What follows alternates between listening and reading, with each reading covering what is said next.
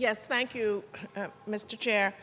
I want to thank Senator Kennedy for bringing this legislation to the floor. I fully support it and intend to vote for it.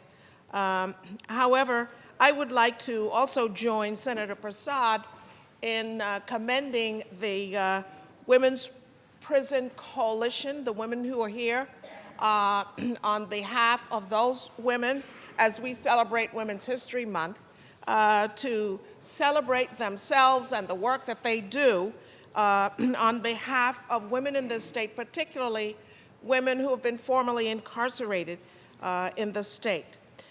This is the organization that now, on the precipice of supporting this legislation, which they have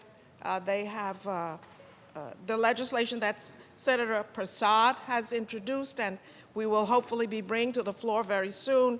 It was carried by Senator Hassel Thompson before. We've worked on it for many years.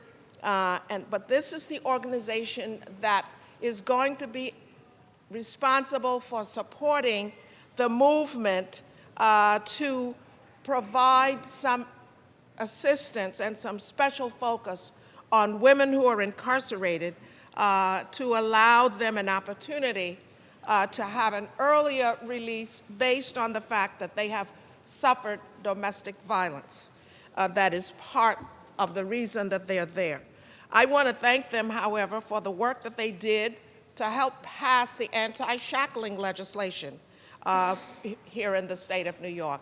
We appreciate that, and I am so thankful that these women, in the fashion of women in the state of New York, who have for generations decided to take up the mantle on behalf of themselves and other women and generations to come. So I thank them for that.